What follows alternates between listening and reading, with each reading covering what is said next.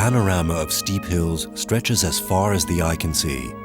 The winters here are brutal. Despite the cold, women, men, and horses incessantly work the land, hoping to reap what they need to survive yet another winter.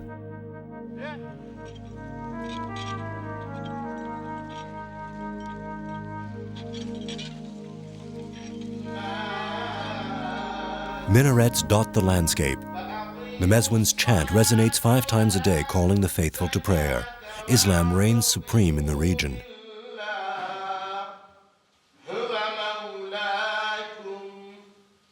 The women are almost completely veiled. Their only right is to remain silent. Their situation is unthinkable, unbearable, and yet they've agreed to speak in front of the camera.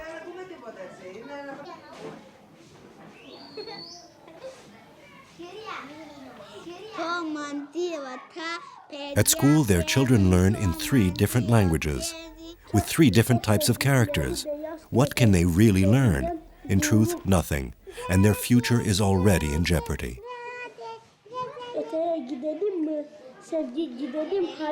The Pomaks live under the constraints of 3 countries, 3 languages, and 3 religions. Their only real chance for survival is to keep a low profile. And yet at times, they raise their voices in protest. The men also want to explain their complicated situation.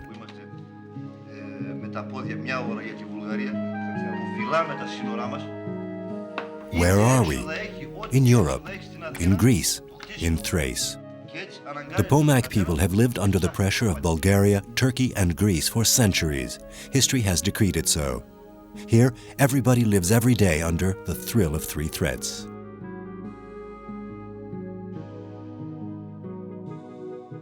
Historians consider the Pomaks to be descendants of the Agrians. That is to say that they lived in Thrace long before modern-day borders had been created, or the Cold War had dictated the fate of the region.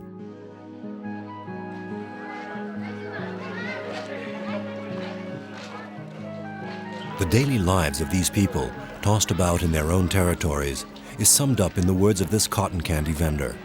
In ancient but very correct Greek, the old man seems to describe the entire Pomak people. Our ancestors, the Greek, had this proverb: when you're poor, you have to invent jobs. You have to invent your whole life.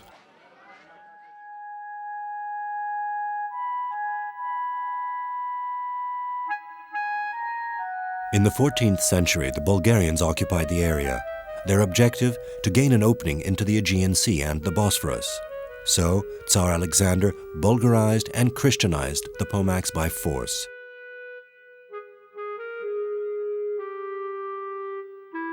In the 15th century, after the fall of the Byzantine Empire, the Ottomans invaded the country and with the same force Islamized the people. Since then, when they haven't been hostages of greater powers, the Pomaks have been used as pawns by their overbearing neighbors. In 1946, the Pomaks asked to be united with Greece. Thus, they escaped belonging to the communist bloc and became Greek citizens. But then only 25,000 Pomaks reside on Greek soil. More than 130,000 live on Bulgarian territory.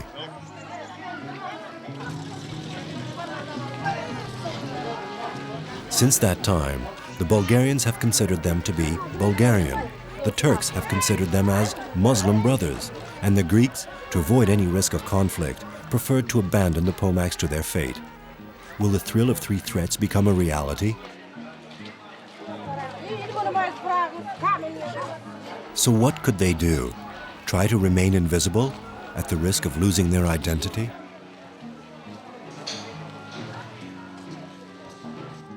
Fari is 25 years old. He's a rare breed of Pomak who studied a little longer. He's an elementary school teacher waiting for a position. In the meantime, he's studying biology. Xanthi, the main center of Thrace, is still quite far from his home. So he returns often to his mountains to discover the history of the Pomak people and to better understand the problems that they have to face.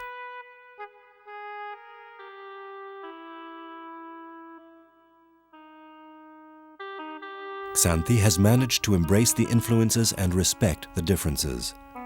the town preserves the architecture of the last century, with a hint of both Muslim and Christian inspiration.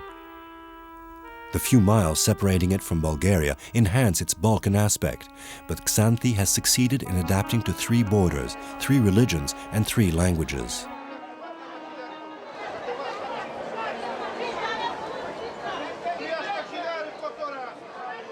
For centuries, the town has been the crossroads of business and trade. The mix of languages and ethnic diversity verges on the incredible.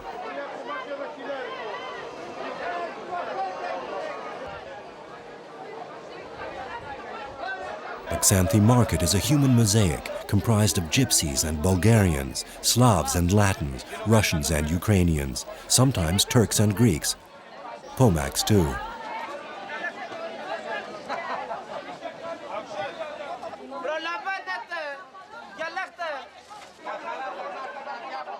With a little getting used to, each one recognizes his own kind by his dress, even if such melding oftentimes leads to assimilation and banality. To some extent, the Pomaks have escaped this mixing of cultures. They don't occupy the high road, and their economic influence is very limited. They are fearful of influences from the outside. In fact, they are suspicious of everything. Even if they can be recognized by their appearance and their dress, the Pomaks choose to be discreet and even to take a position of inferiority.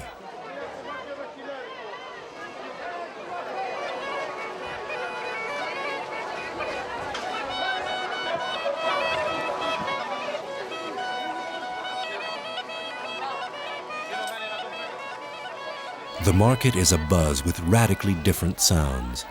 In a corner, the gaida, a kind of bagpipes and a typical instrument of Thrace, with its shrill sound reminiscent of the music the shepherds used to play in the mountains long ago. And a few yards away, the loud voices of vendors can be heard selling music cassettes with resolutely Turkish accents. Not surprising when 35% of the population speaks or understands Turkish here.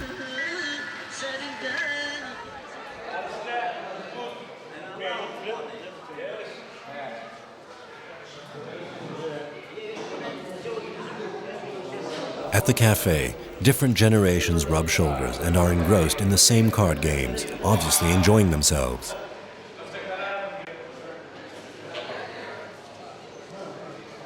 But one astonishing detail, in a lot of public places, the television stations broadcast Turkish programs. Turkish cultural infiltration slowly does its work. Sie würden gerne türkische Staatsbürger sein und deutsche Staatsbürger sein.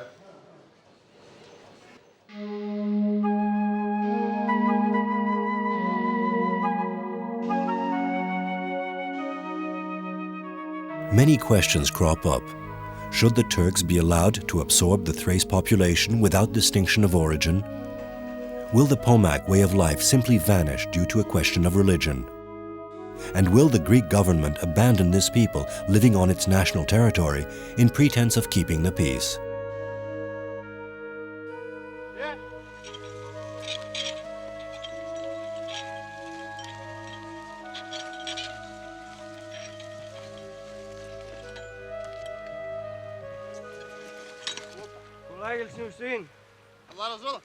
Fari has returned to his homeland. In the field he meets a friend who's a farmer and asks him for news of the area. The farmer's answers are a list of grievances with no viable solutions. I'm going to grow sweet potatoes again in spring and start tobacco again. But the winter was catastrophic. Everything here is ruined. The bridges have collapsed. Entire fields have been washed away.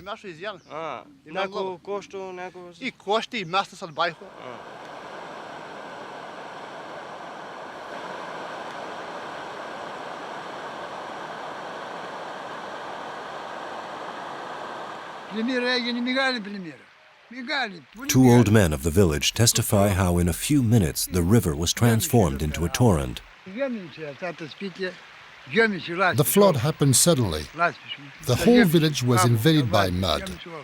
The water rose to the first floor of our homes, and 3 young girls barely escaped from drowning.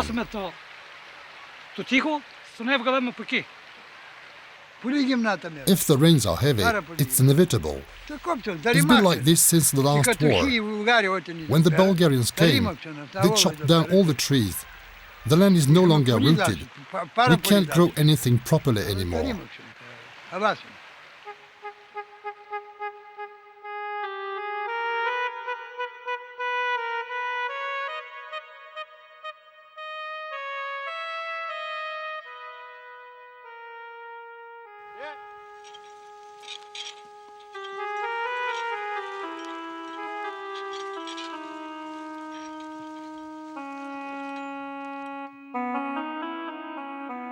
The village of Kidari is located a little further up the mountain, only 200 yards from the Bulgarian border. Life here is even more difficult. Inhabitants desert the village and come down to the town in search of a better life. The school in Kidari is an example of the aberration in which the entire region lives. There is only one student here and 2 professors, one Christian and one Muslim. Today, Dimitris the Christian gives a history lesson to his pupil. The subject is the War of Independence of the Greeks against the Turk Ali Pasha.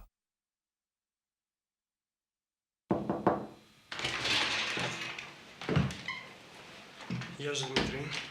Γεια σου Παμπρέ. Τι έγινε? Μια χαρά, σε έκανες. Μια χαρά. Πώς είναι η ζωή εδώ στο χωριό? Δύσκολα είναι. Ιδίως το χειμώνα με την κακοκαιρία. Fari himself is a teacher. He's waiting for a post. Dimitris cannot stay in Kidari, so he's waiting for a transfer that never comes. Fari understands the situation very well, for he is also waiting.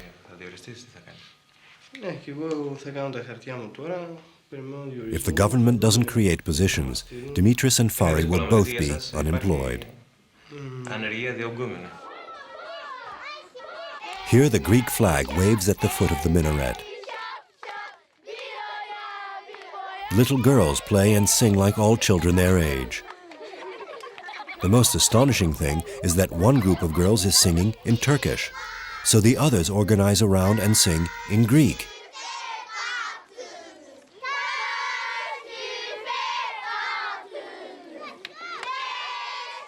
The Pomak territory is far from being deserted.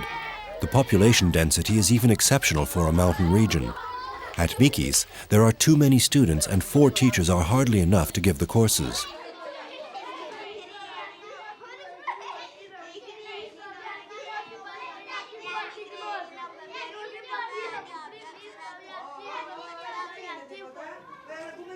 The needs of the children in Mikis are enormous, but the program is aberrant. This 8-year-old girl is getting all mixed up between the characters of the Greek alphabet, the Latin letters used for writing Turkish, and the Arabic signs written from right to left used in the Quran.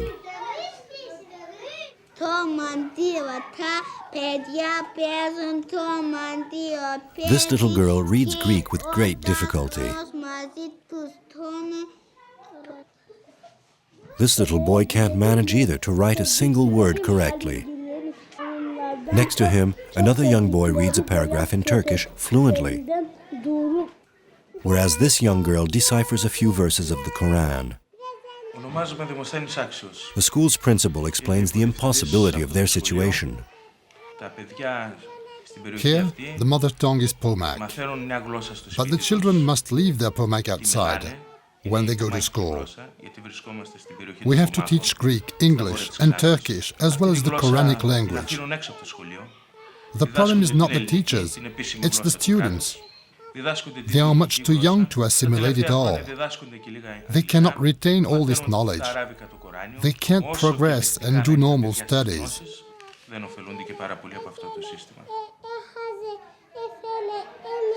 Their mothers also suffered from this situation. They too have been subjected to the same regime, even worse, for women didn't have the right to a minimal education. Today, grouped together to give themselves courage, they speak in front of the camera. They teach all these languages in nursery school. How will they be able to study when they reach high school? They can't go to high school. There, the courses are taught in Greek. It's impossible for them to follow.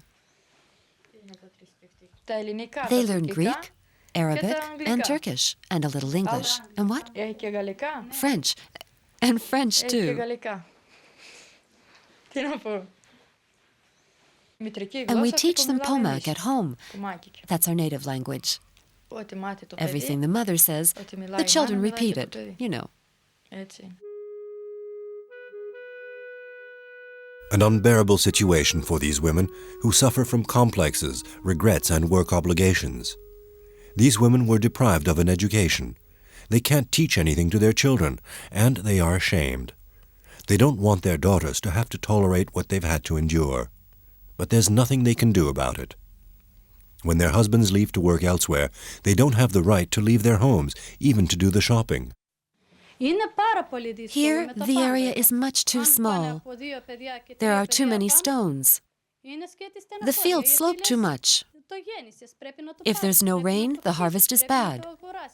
If there's too much rain, all the good soil is washed away. We can't use machines.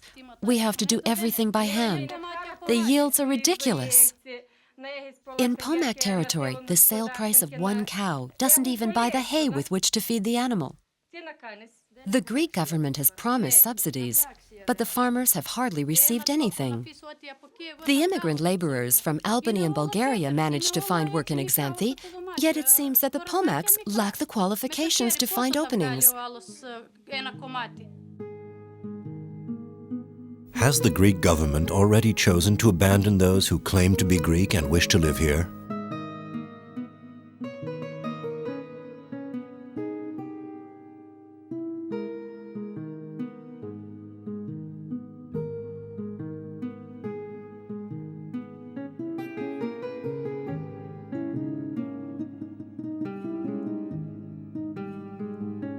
Fari can only witness the state of decay into which his homeland has fallen. The people have held on to their pride and dignity, but each new development seems to drive the Pomaks further into abandonment.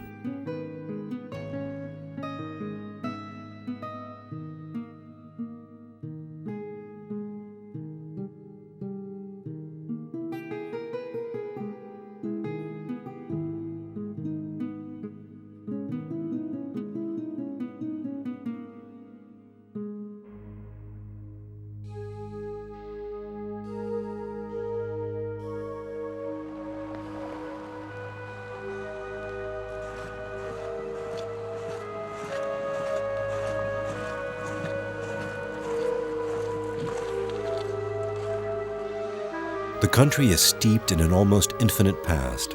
Thracians, Greeks, Romans, Byzantines, Turks, and Bulgarians have immersed themselves in the thermal springs of this region. They've all fought to appropriate this bit of land tucked between Europe and Asia, between the Mediterranean and the Black Sea.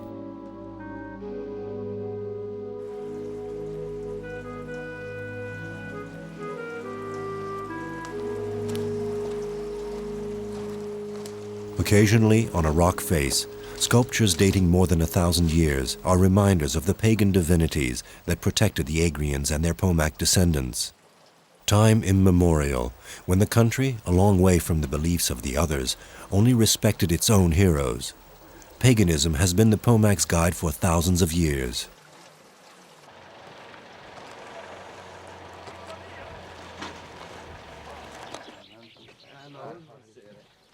Fari meets up with his friend Irfan. Irfan runs a small hair salon. An exceptional fact, the young man lives here, but is reconciled with the times. As well as can be expected, he combines two very different cultures, that of his homeland and that of the nation in which he lives, modern Greece. Irfan's father is a good example of the Pomak caught between two generations. The youth searching for a present-day solution, and the grandparents not willing to let go of their traditions. Every day, Irfan's father is forced to reckon with an uncompromising conflict with tradition. On the one side, the custom that his wife Ayşe has been habitually following for decades, and on the other, the present or future, with his daughter and son who have forgotten the traditional customs, if not their ancestral tongue.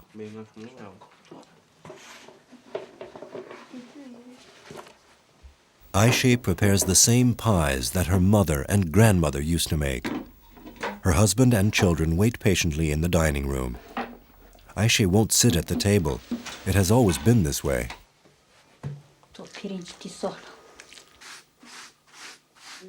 Nursey, however, sits opposite her father, which would have been unthinkable just 20 years ago in this country. Nursey and Irfan both live in sweaters and jeans. They are more concerned with finding a job than with praying or studying the Quran.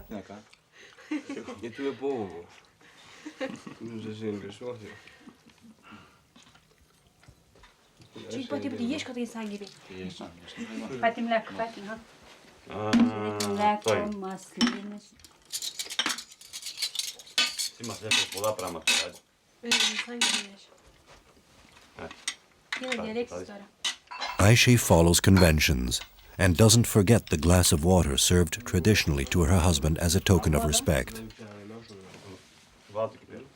And so it is only after lunch has been served and all the precepts of tradition have been followed that Ayşe finally sits down at the family table, very discreetly.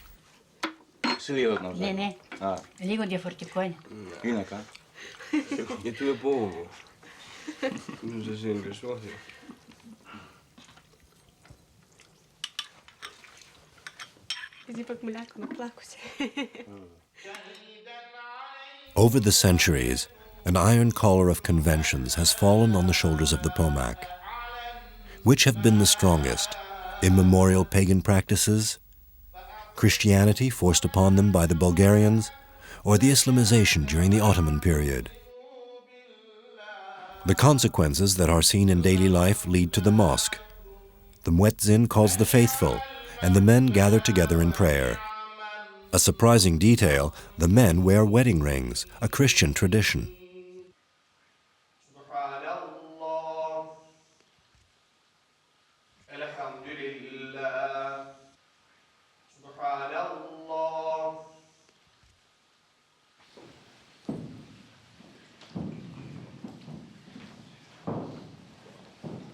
Religion, too, is at the core of the Greco-Turk conflict, which goes on forever.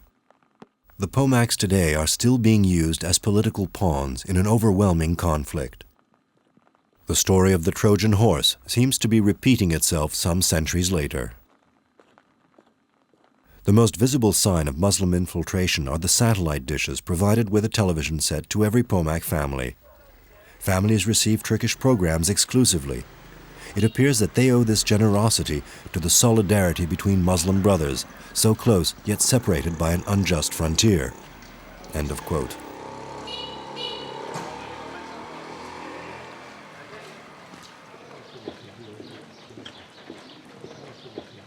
Today, 95% of the Pomak population is Muslim.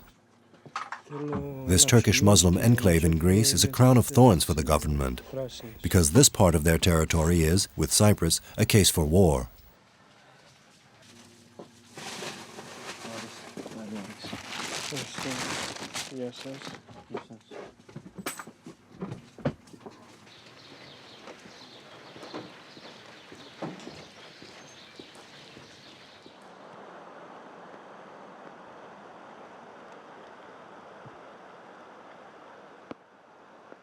Between mosque and church, the Pomaks try to survive.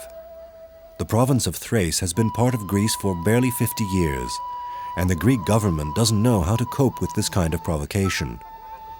Caught by the European conventions and by the concern of an armed conflict, the governments in Athens appear weak and divided on the Pomak question, to such a point that the most frequent solution held is to abandon them.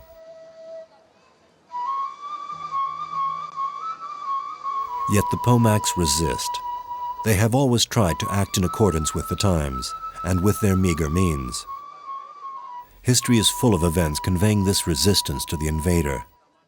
Legends recount the exploits of the Pomak and their misfortunes. This old man loves to tell the Momsi Kamen story. Upon entering his home, Fari is not surprised to see the old man's two granddaughters sitting in one corner of the room. Separation of the sexes is taken very seriously in the land of the Pomak.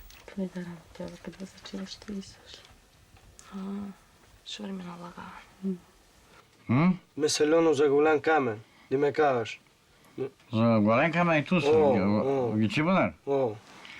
Кога са турците и християни правили му ръба, Momsi Kamen, the legend of the Big Stone, tells the story of the invasion of the Suli region in Epire. The Greeks tried to resist, but, outnumbered by the invaders, were forced to give in. Rather than be captured by the aggressors, the women grouped together at the peak of a cliff and plunged headlong into space.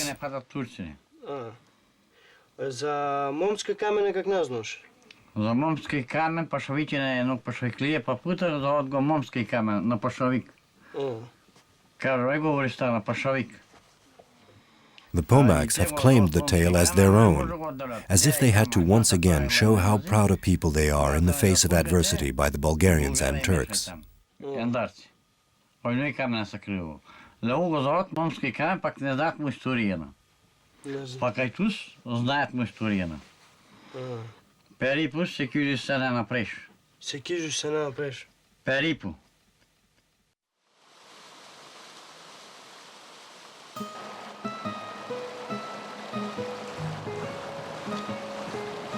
Fari makes his way along the riverbank, as if he were walking back through time.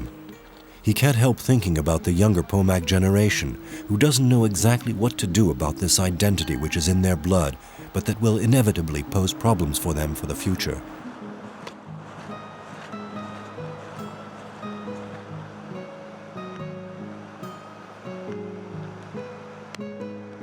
If one believes those who influence the population, there isn't a Pomak language left. Everyone has to speak Turkish. Pomaks no longer exist. One must be Bulgarian or Muslim. So what can one tell the young Pomaks living in the country? That to be Pomak means nothing?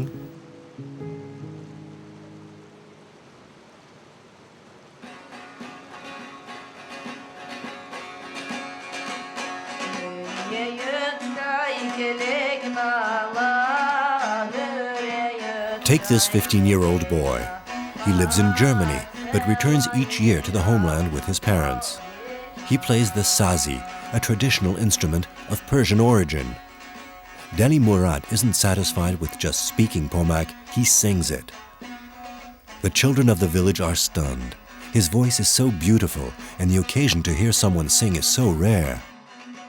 Deli has found refuge in a cafe, although he isn't allowed to sing in Pomak here.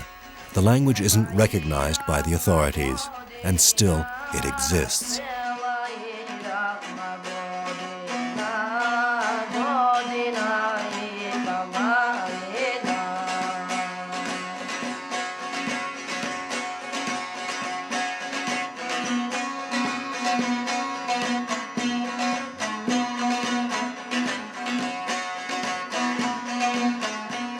Fari is also thinking about this young couple who were just married.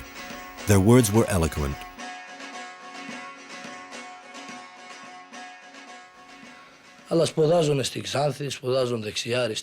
Here around in Xanthi, there are a lot of people who learn several languages and who go to Turkey. The Turks ask us not to speak Pomak.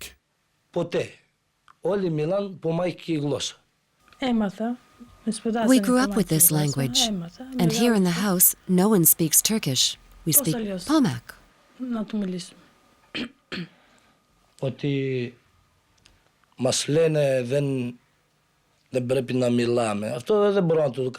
The Turks ask us not to speak Pomak. They are Turk. Let them speak how they want to speak.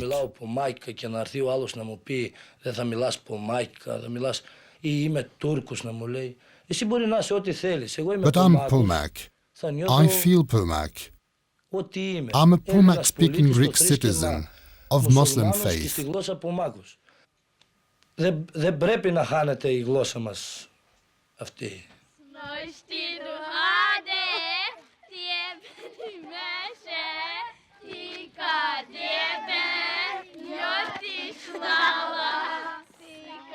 Two generations of young people live together in these mountains, just a few short miles from the disputed borders. What can these young people hope for, when from the earliest age they felt the foundation of their customs constantly being questioned?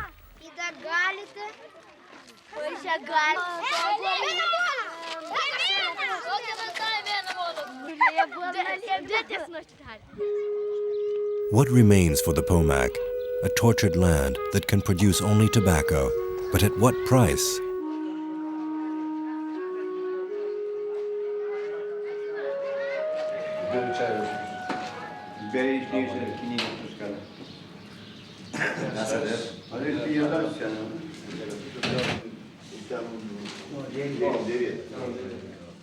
Alcohol is not allowed in the cafe, but that doesn't stop people from getting worked up when discussing daily problems. The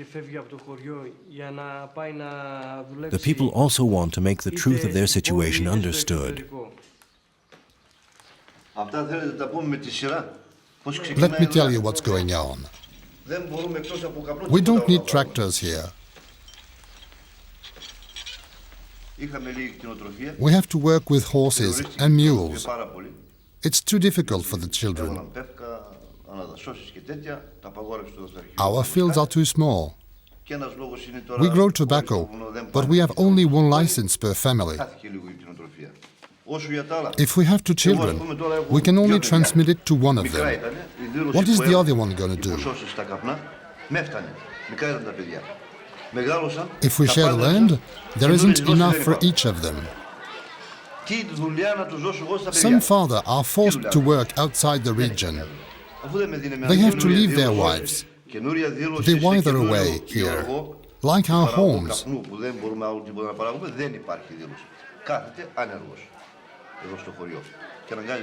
The children shrug off the traditional costume and melt into anonymous crowds.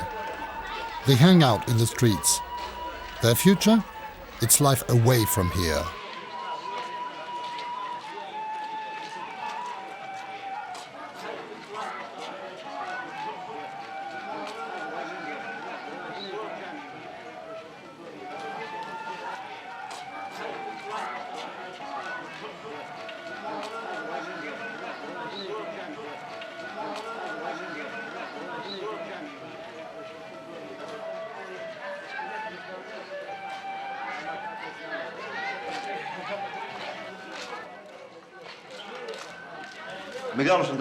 The Turks give us satellite dishes to watch their TV stations. They say that we speak the same tongue, that we are brothers, that we are a part of the same nation, but they don't explain why there are no marriages between Pomaks and Turks. It is next impossible to build here. Everything is too expensive. The materials, the building permits. We live in the mountains, on the border. We are the guardians of these borders. The Greeks know it. But to build a house, we have to pay the same amount of money as in Athens. Fari then asks a question about a celebration which should take place in a few days. The prophet Abraham wanted a child.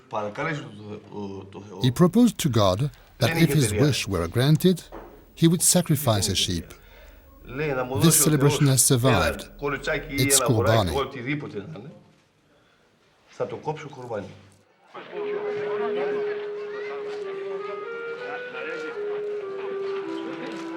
Kurbani illustrates all the religious influences to which the Pomaks have been subjected. Like Abraham, the Pomaks sacrifice a sheep every year. Like the Christians, they kill the Paschal lamb. As King Agamemnon had done to save his daughter Iphigenia, they sacrifice a ewe. Like the Muslims, they sacrifice the sheep to give thanks to the Prophet.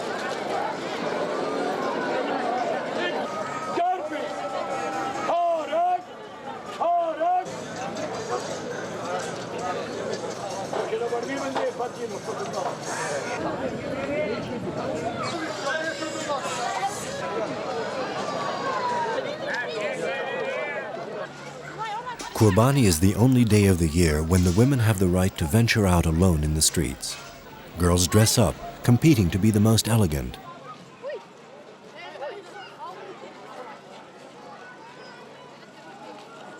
The boys admire the show, but from a distance. Even today, the separation of the sexes remains an obligation. You must prove yourself to be very clever and discreet to approach someone you'd like to get to know. Arranged marriages are still common in the region.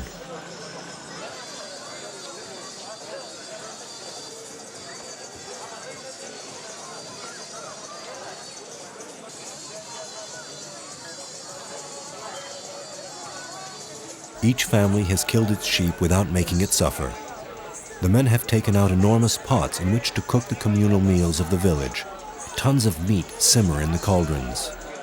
Kurbani is a good, almost unique occasion for the people to get their fill of meat. The immense communal kitchen is interrupted by the muezzin singing. The celebration resumes its religious tone for an instant.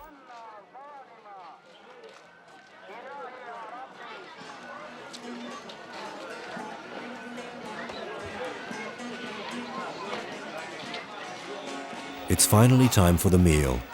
Not surprisingly, the men are the first to seat themselves and begin eating. The women will eat a little later, together on the other side.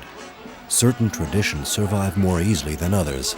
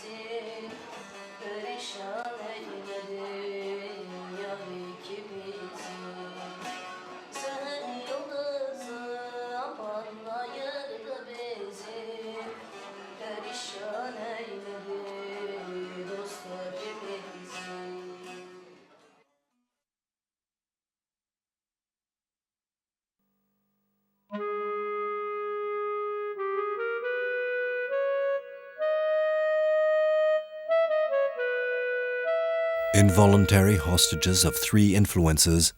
To subsist, Pomaks barely have a choice anymore. There remains just one sole asset: tobacco. Tobacco. It's found everywhere in the area. On the smallest parcel of arable land, on the tiniest clod of earth that hasn't been washed away by the rains.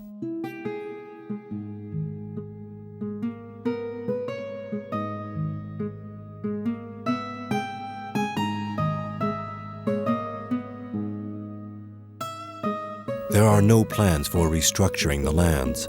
It's each one for himself here. Sometimes the farmers must travel miles to reach fields that have been dug out of the mountain by their parents.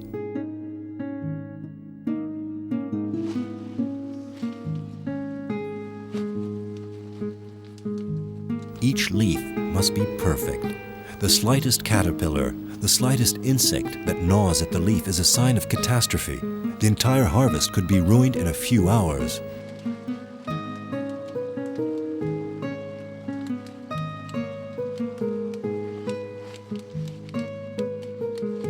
It's utterly exhausting work.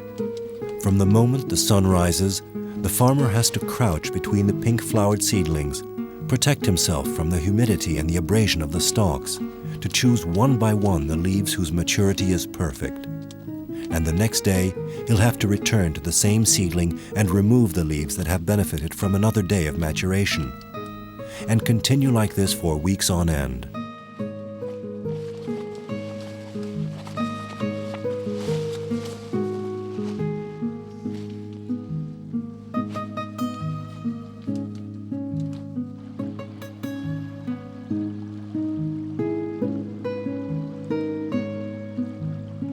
For centuries, Pomak tobacco has benefited from a reputation that went beyond the boundaries of the Mediterranean. The best tobacco in the world, it used to be called, and was enjoyed by the Arabs, the Egyptians, and the Byzantines. All of that has changed since the Ottoman period.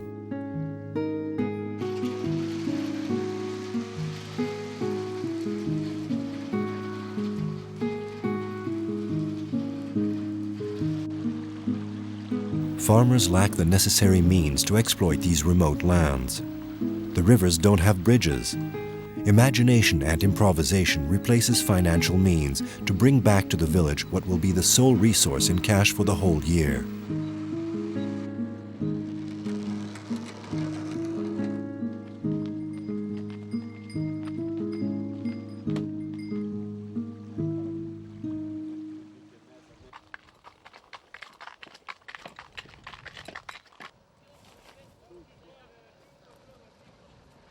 As for transporting the tobacco during the harvest season, anything that moves is used.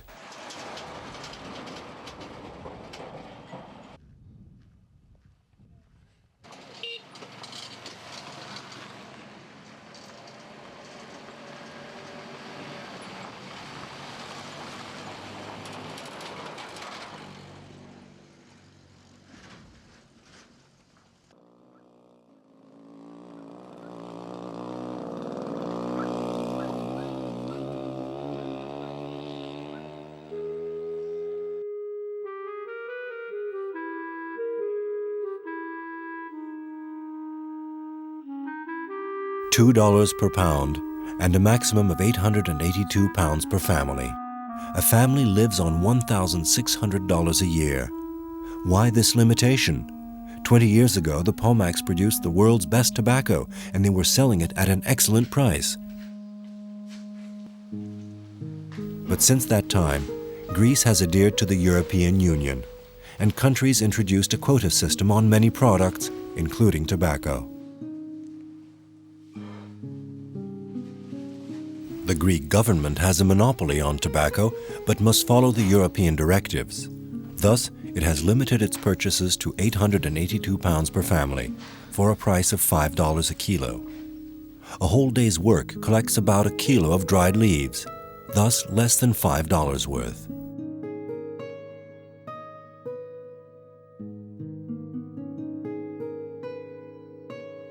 Each household has organized its own somber and robotic assembly line to tie the leaves together.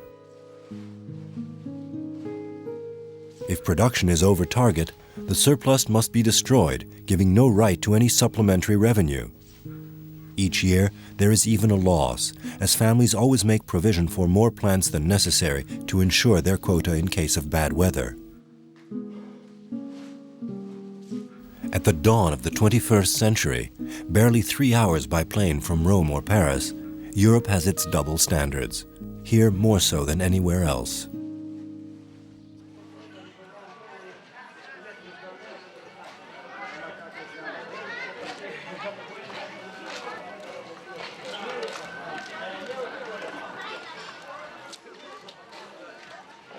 In guise of a marketplace, peddlers come up from Xanthi each week with everything they hope to sell. The women take advantage of this time to escape a few hours of work in the fields, to buy what they need, in truth very little. The temptation is great, but their means are limited. As long as tobacco buyers haven't come by, not much is sold. Then the buyers take their tobacco, without even paying for it. When they finally do pay, 4 or 5 months later, business picks up again.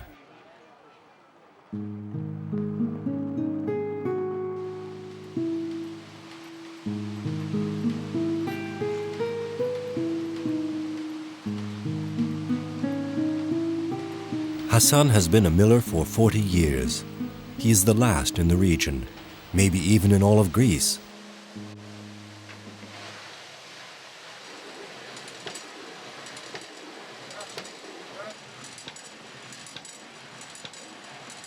He never managed to raise a family when he was young. He didn't have the means to build a house, and having a house is a prerequisite to marriage here. When he did have the money, he was no longer young.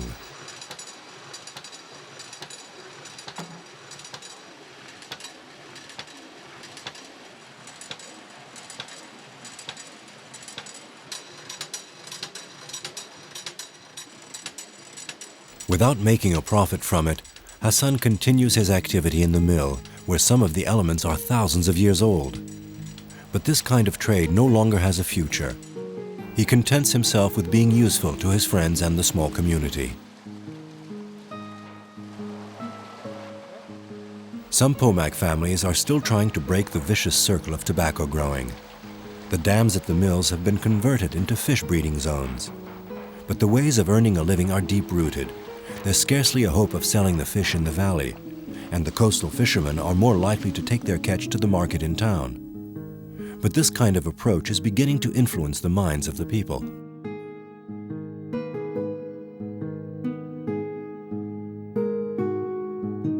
Demonstrating once again the complicated state of affairs between Christendom and Islam, Hassan lives in a tiny village called Theotokou, which in Greek means the village of the Virgin Mary.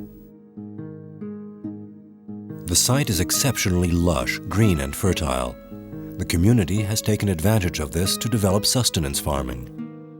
They produce corn, vegetables and fruit, which are rare in the region.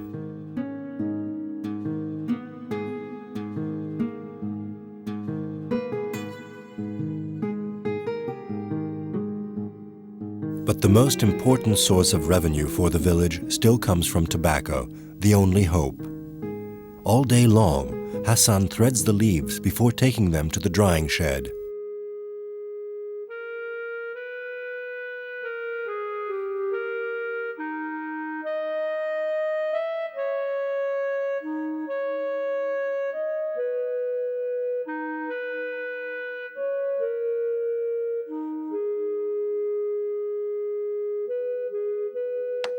The leaves have been picked and now must be put in the sun and watched to make sure that they dry perfectly. Right up until the final stage, the harvest remains in peril. The slightest bad weather, the least hail, and the production risks being ruined. But when one lives in the mountains, how can one be sure that the weather will behave?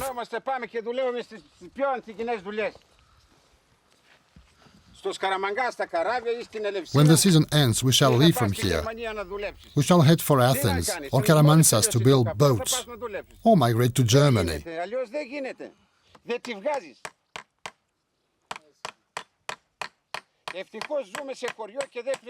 Fortunately, we don't have to pay the rent. We own our homes. Otherwise, we couldn't make it.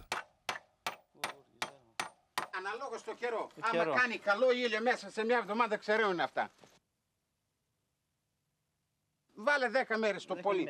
Αλλά τώρα επειδή σε καμιά 15 μέρες συνέχεια βρέχει, αργήσανε να... Αλλά είναι στάδιο και τα πρώτα φύλλα από κάτω γρήγορα ξερεύουν. Όπως... Γιατί είναι πιο αδύνατα. Anguish mounts with the passing days. The wealth of the region basks in the sun. Its survival and ruin are both possible.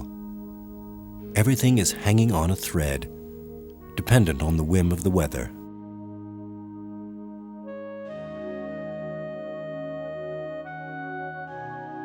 How can we forget the phrase of the young married Pomak?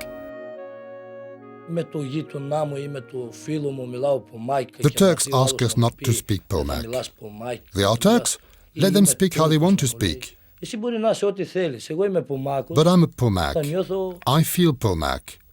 I am a Pomak-speaking Greek citizen of Muslim faith.